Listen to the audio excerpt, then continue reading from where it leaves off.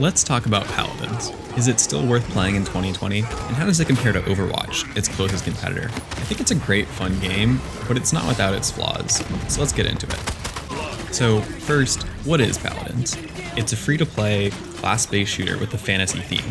So each character or champion has a couple of different abilities that you can use to give them each a unique feel or playstyle, similar to Overwatch in a lot of ways. There are 3 different game modes, but the main game mode is Siege, where you capture a point in the middle and then push your cart into the enemy space. What immediately separates Paladins from other games in the genre is the ability to customize each class. So each champion has 3 different talents you can choose from. You can create a card deck of different perks and abilities that modify each character. Talents usually have a pretty large effect on a particular character. So for example, one of Furia's talents makes one of her skills heal in addition to doing damage, and one of Victor's talents changes his rifle from a fully automatic rifle to a more powerful burst rifle. The cards are usually some more smaller changes, so some things such as increasing health or reducing skill cooldowns, but together they really allow you to make each character sort of fit your playstyle and allow you to change how you play with each character in different games, which just makes the game a lot more fun in my opinion. It makes the game a lot fresher for a lot longer because you just have a lot more variety and a lot more experimentation. Of course, if you're really into competitive play at a higher level, you'll find that the meta, the optimal talents and cards is a much smaller subset. It's obviously not all of them, but that's a problem with all games customization. You can also buy items within each game, similar to a lot of MOBA games. This allows you to respond to the game around you, and there are also some items that give you some self-heals, which is something somewhat unique to Paladins.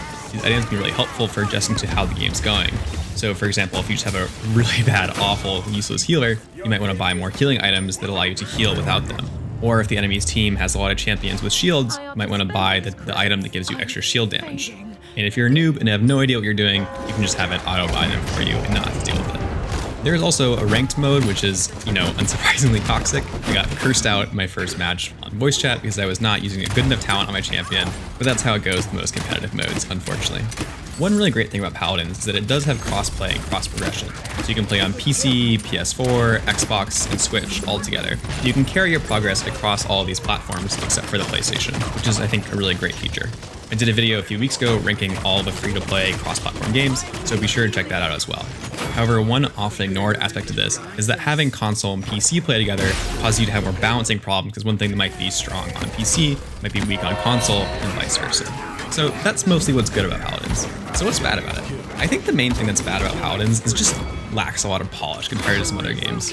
It's a lot buggier than you would expect really from a game like this. It's usually just smaller things, so things like sound bugs, such as a game where when my character attacked didn't make any sounds, or occasionally there'll be like a character model that gets stuck after someone dies. So it's usually things that aren't game breaking, but I did have one ranked game where the cart kept moving despite us contesting it, which was game breaking and caused us to lose. It's also missing a couple features from other games, so there's no kill cam, there's no play of the game anymore. They were in the game at some point, but they were eventually removed for some performance reasons. And I think that Paladins could really benefit from a few more game modes, or maybe just like a rotating, silly game mode of the week. They're not really gameplay related, but there's a couple aggressively furry skins in the game, which I'm not the biggest fan of personally. And you should just know that Paladins is not the main focus of Hi-Res Studios, and Hi-Res has some upper management problems, I'll just say.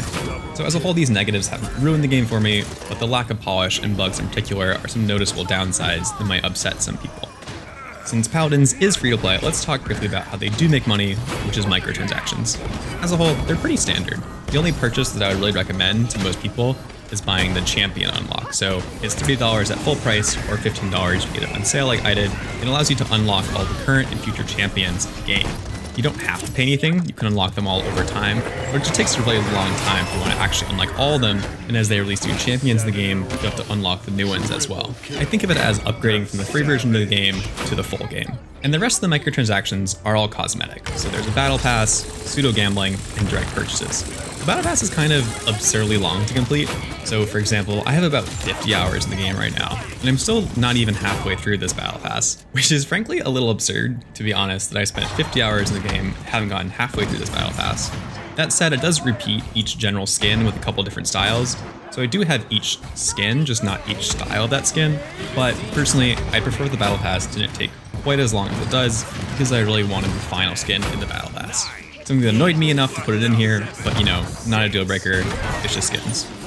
Now let's do a quick Overwatch comparison. I won't linger too long here because I've already said a lot of this, but I think it might be helpful to explicitly spell out a few differences between these two games. So the main advantage of Paladins over Overwatch is the customization of your character between rounds and within each game. This allows you to really adjust the character to your playstyle, how you want to play. Instead of in Overwatch, we really have to adjust yourself, how you're playing, to how the character sort of lets you play. You're also locked into one character for the whole game in Paladins, so you don't switch around characters within the game as you do in Overwatch. This is something that originally annoyed me about Paladins, but I actually think that's a good thing now that I've played the game a lot more. The last big thing that Paladins has on Overwatch is the price, since, Paladins is free to play, and also the cross progression and crossplay. If those are features that are a must for you, you won't find those in Overwatch. But Overwatch is just a lot more polished than Paladins. The animations are nicer, the graphical feel of the game is a lot more satisfying, and there are just fewer bugs. Overwatch also has a lot more game modes than Paladins, especially with the arcade mode, which is something that I really enjoyed and missed about Overwatch. I liked being able to play the random 3v3 modes or 1v1 with random heroes. Those kind of things in the Overwatch arcade I really enjoyed, but there's nothing equivalent of that in Paladins. Finally, Overwatch just has a lot more lore and world building, these short films, the backgrounds of the characters, those kind of things just aren't there with Paladins because, it doesn't have Blizzard's resources. Also, the meta in the two games is very different, but I'm not really going to spend any time on that. So, is Paladins still worth your time in 2020? The game isn't Hi-Rez's top priority, but they're still gonna get new content, new heroes, and new updates. It's still a really fun game in my opinion, with this great ability to customize your champions to however you want to play. And I've been having a really great time with it ever since I discovered it. It's also the only game that's typed with crossplay, so if that's important to you, you should definitely check it out. But it is a little buggier than you would hope, and a game like Overwatch just has a more polished feel to it. It is free to play though, so definitely check it out for yourself, see if you enjoy it. It can be a really fun game. Please like this video if you found it enjoyable or helpful, and subscribe if you want to see some more videos like this. So yeah, thanks for watching.